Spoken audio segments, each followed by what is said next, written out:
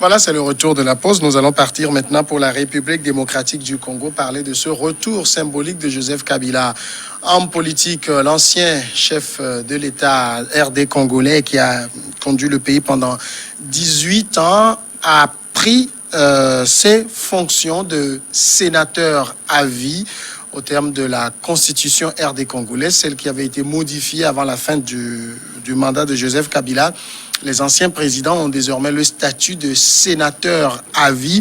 Et bien finalement, Firmin, Joseph Kabila était, j'allais dire, resté très discret depuis son départ du pouvoir. On le voyait faire de la moto, aller acheter dans des supérettes, rencontrer son successeur. Aujourd'hui, décide de reprendre son poste de sénateur. Qu'est-ce que ça cache d'abord? Non, première chose, j'ai l'impression qu'il s'ennuie à la maison. Ah oui.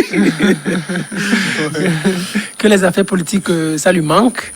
Mais la deuxième chose, peut-être, il a un plan pour déstabiliser son successeur. Tshisekedi. Oui, Tshisekedi. Il a un plan pour le déstabiliser parce que le fait qu'il commence par faire des apparitions publiques et politiques, donc ça va un peu le déstabiliser. Mais c'est de droit, hein? Oui, c'est de droit, c'est de droit. Il pouvait rester à la maison et puis et rester là et puis personne ne lui dirait rien en fait. Il aurait toujours à se justifier lors des sessions qu'organisera régulièrement le Sénat. Mais le fait qu'il ait commencé par faire ses apparitions politiques, que je qualifie de politique, ça va le déstabiliser parce qu'il a toujours des sympathisants, surtout pour les prochaines élections à venir, la prochaine présidentielle. C'est là où on verra un peu ce que voudra Tshisekedi dans les urnes. Parce que Tshisekedi a été président, il est président grâce à Joseph Kabila. Aujourd'hui, s'il commence par faire ses apparitions publiques et politiques, c'est une manière de le déstabiliser, de lui dire en réalité, monsieur, moi je suis de retour. Et peut-être, est-ce qu'il n'a pas encore un second plan? Le plan, c'est peut-être se positionner encore, parce qu'il a déjà eu il a déjà permis l'alternance dans son pays. Aujourd'hui, il se dit, je peux encore me positionner puisque je suis encore jeune. Il n'a pas encore 60 ans quand même. Il n'a pas encore 60 ans, il peut encore se positionner. Donc, s'il va face à Tshisekedi dans les urnes, avec une petite bénédiction internationale, je pense qu'il va remplir. Donc, pour conclure, c'est juste pour déstabiliser politiquement Tshisekedi. Vous pensez que Joseph Kabila a de mauvaises intentions avec Tshisekedi? Non, comme Firmin l'a dit, il a quitté l'homme des grands médias pour se recroqueviller sur les réseaux sociaux. Donc, je crois que ça ne lui plaît pas beaucoup. Donc, il a voulu encore se faire voir sur le plan international, sinon sur le plan politique, pour dire que il existe encore, il vit, il n'est pas encore mort. En fait, c'est la Constitution taillée sur mesure qui lui donne, disons, cette place à vie au Sénat. Il a la majorité de tout, que ce soit le Sénat, que ce soit l'Assemblée, même au gouvernement, il a la majorité des membres, n'est-ce pas, du gouvernement. À quoi sert encore pour qu'ils disent qu'il vient encore au pouvoir? Parce que c'est dans la tête que ce que les gens doivent avoir, ce n'est pas la gouvernance, ce n'est pas forcément pas sa personne. On ne gouverne pas ses idées. Vous n'avez jamais été président, donc vous ne pouvez pas les comprendre. Oui, mais pour eux, ça devient l'égoïsme, ça devient la fatalité. C'est-à-dire qu'en dehors du pouvoir, en dehors de la présidence, je ne sers plus à rien. Est-ce que vous voyez, la vie ne doit pas se résumer à ça. Il a fait beaucoup de temps à la tête de la RDC, plus de 15 ans. 18 apparemment. Tshisekedi vient d'arriver, même si on dit que c'est lui qui l'a placé à l'issue d'une élection présidentielle, mais qu'il laisse Tshisekedi finir son mandat. Si le peuple lui accorde un second mandat, c'est-à-dire que le peuple des cours de la CENI, cours constitutionnels, lui accorde un nouveau mandat, qu'il exerce et qu'il aussi rentre au Parlement, et sinon au Sénat, comme, n'est-ce pas, un sénateur à vie, et qu'un autre, n'est-ce pas, vienne à la tête de la RDC pour faire progresser le pays. Et non, parce que jusqu'à ce jour, c'est ces hommes qui détiennent l'appareil de l'État et beaucoup de provinces. Donc, mais il faut une mutation, il faut un changement des hommes. pour que la richesse, la force change de main. Et c'est ça qui va profiter à un grand nombre pour que le pays puisse évoluer. Donc, son retour, d'abord, quand il était à la maison, il faisait rien. C'est paresseux et puis c'est pas normal parce qu'il est payé, il est rémunéré. Donc, s'il vient prendre sa place, n'est-ce pas, au Sénat, donc aujourd'hui, je peux dire qu'il peut commencer par travailler, mais son passage, c'était juste pour faire les selfies avec, n'est-ce pas, et ses partisans. Donc, il doit travailler parce que la Constitution lui confère une place au Sénat et le Sénat a des tâches. Il doit venir lorsqu'il y a des séances du Sénat, de venir siéger et donner ce point de vue. Là, il va mériter, n'est-ce pas, la rémunération qui lui est accordée. Sinon, présentement, il est, disons, en emploi fictif. Alors, il est allé, on l'a vu quand même, moi je suis même en train de regarder une photo de lui, il a mis son écharpe en bandoulière, il est rentré dans la salle, lorsque le président du Sénat est arrivé, il s'est levé comme tous les autres sénateurs. À la fin de la séance, il n'a pas accordé d'interview, mais il a posé avec les autres sénateurs, il a posé avec les employés du Sénat. Monsieur, un homme simple, comme on dit chez nous. Oui. Il est un homme simple, sauf que lui, là, a déjà quitté le pouvoir. Un homme simple, ouais, il s'amuse au fait. Donc, il n'a plus trop de grandes responsabilités. Donc, il n'a plus trop de pression, même s'il n'arrive pas à dire exactement ce qu'il a dans sa petite tête. Donc, mais c'est un fin calculateur. C'est un fin calculateur, c'est quelqu'un qui ne parle pas. C'est parce qu'il va parler qu'on va commencer par interpréter. Donc, il ne parle pas, il ne dit pas. Il ne sait pas parler. Non, il ne dit pas grand-chose, il ne parle pas. Mais aussi, moi, la pression qu'il voudrait mettre sur le gouvernement, c'est ce qu'il dit, c'est pour dire, en réalité, peut-être si vous avez des lois peut-être à faire voter à l'avenir, en ce qui peut-être concerne mon règne, mais faites attention. Le fait de le voir régulièrement sur les médias, mais ça influence Tshisekedi tout d'abord. Peut-être s'il se dit, peut-être il y a des gens, ceux-là, je vais les fragiliser à l'approche des élections, donc je vais faire voter une loi, tout ça. Donc quand il verra Kabila au Sénat, il va réfléchir 2 fois. Kabila lui dit, moi je suis là, donc faites attention. Donc pour le moment, il joue à l'homme simple, il suit minutieusement Tshisekedi. Tshisekedi doit savoir qu'aujourd'hui, il a déjà un futur challenger. Avant, il était simple, il était seul dans le jeu. Maintenant, il a déjà un opposant direct, qui est Kabila. Tshisekedi doit se l'avoir en tête. Il a déjà un opposant tout fait, un opposant, son principal opposant aujourd'hui, ce n'est pas les Martin Fayulu et autres. Son opposant direct aujourd'hui, principal, c'est Joseph Kabila, celui-là qui l'a fait. Il peut rebondir. Maintenant, l'autre chose que je voudrais aborder, c'est par rapport à ce que Francisco a développé. Il a déjà fait 18 ans de règne, donc il pourrait rester chez lui. J'ai l'impression que cela est un peu difficile pour les chefs d'État. Parce que quand vous voyez un peu ce qui se passe en Occident, j'ai l'impression que les chefs d'État souffrent juste après le pouvoir. C'est comme ils sont beaucoup plus oisifs. Quand on voit un peu les Français, en réalité, par exemple, Hollande aussi, qui dit qu'il a un projet. Il a un projet. Alors que Hollande a déjà plus de 60 ans. Il a gouverné pour la France pendant 5 ans.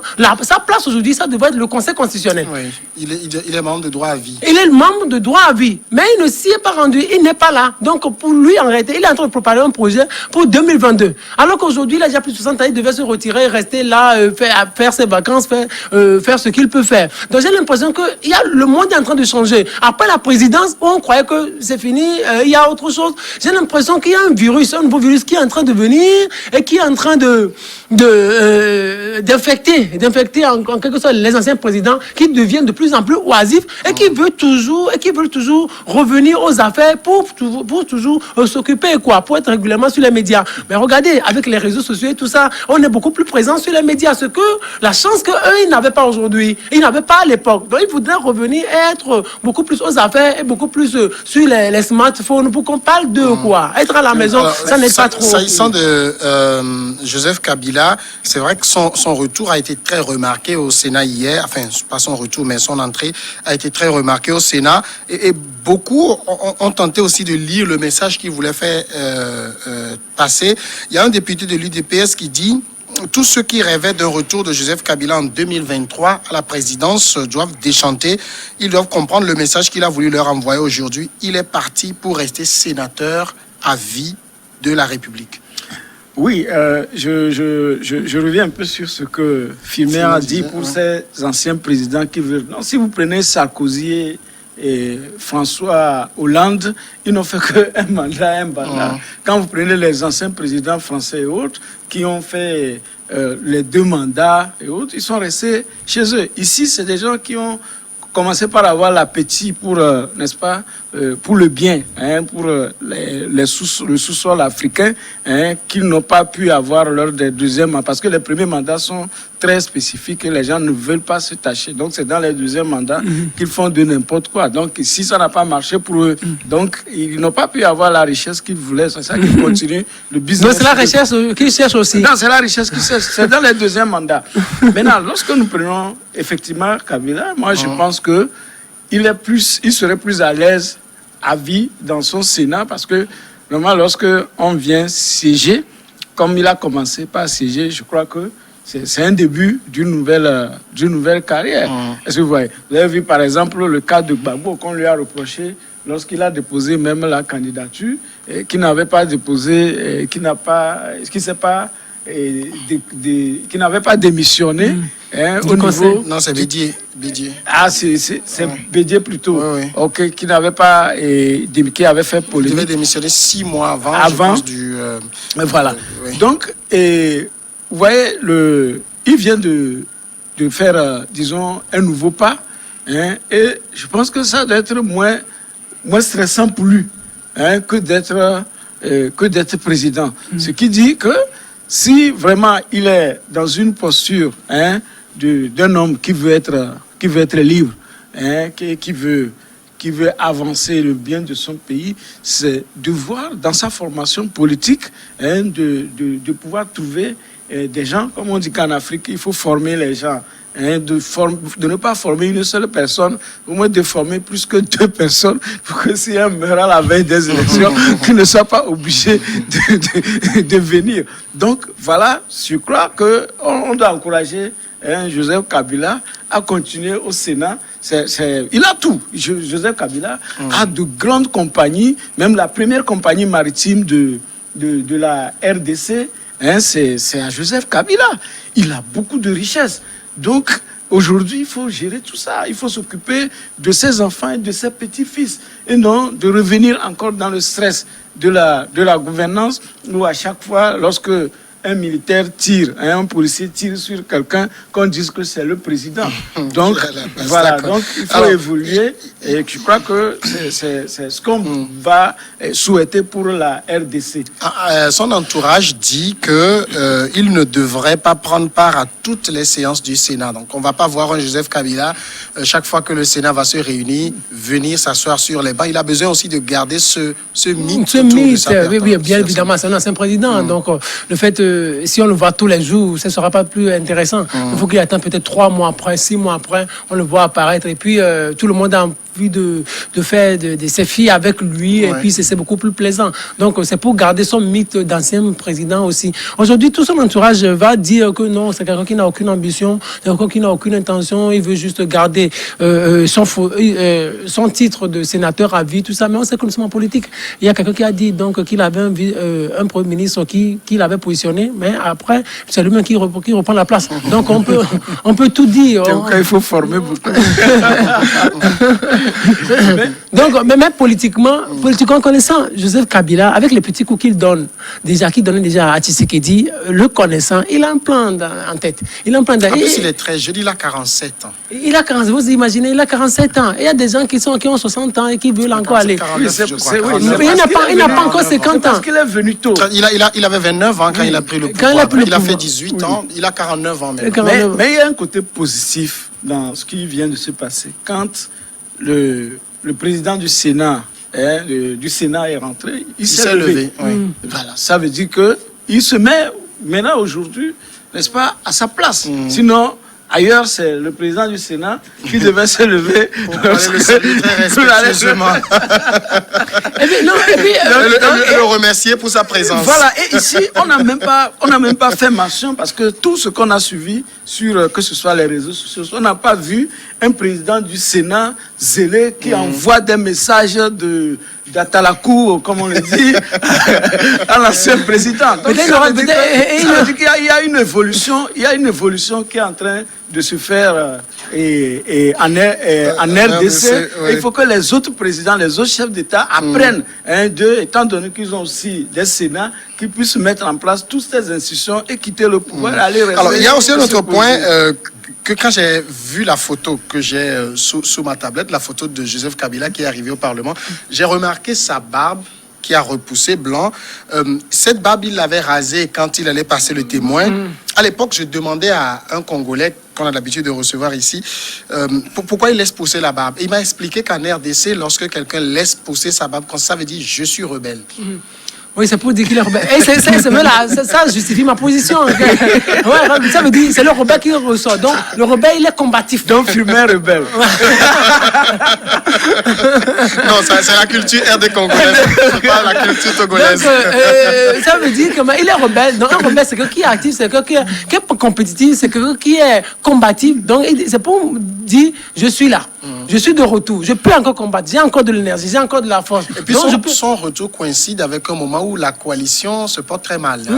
Exactement. Donc, c'est pour dire encore que je viens pour fragiliser. Donc, tout ça, là, ça confond. Il ne faut pas toujours prêter de mauvaises intentions. Il vient fragiliser. Aux gens qui veulent bien faire.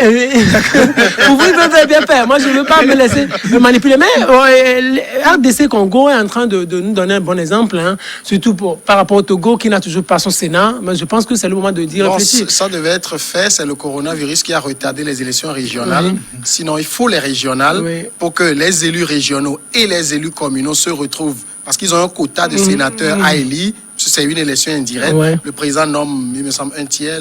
Les élus élisent les 2 tiers restants. Donc, c'est ce qui manque. Donc, on voudrait avoir un Sénat d'ici quelques mois. Ça sera beaucoup plus intéressant. Et puis, ça va permettre peut-être de décrisper ou de décristalliser l'atmosphère politique togolaise qui est tellement compliquée. Peut-être les anciens premiers ministres. J'ai plus l'impression des fois que c'est des institutions budgétivores qui... Mais justement, petit pays avec des ressources... Non, mais en fait, politiquement, ça règle un problème. On gare les vieux briscades de la politique là-dedans, mais bon, après, quel est l'intérêt? Non, l'intérêt, c'est quoi? Regardez pas, des gens plus de 60 ans, plus de 70 ans, mais qui veulent toujours rester au devant de la scène. Alors, par exemple, regardez, les Dem Kodjo, les Agboibo, Pépé, à leur âme, si peut-être ils étaient sénateurs, peut-être on ne les verrait plus trop au devant de la scène, oui. Donc, les vieux, ceux-là qui ont été, les Ikris Olympio, peut-être ils seraient déjà sénateurs, on ne les verrait pas en tant que chef de file de l'opposition. Les gens n'ont rien préparé pour le futur. On va à la pause et on revient après.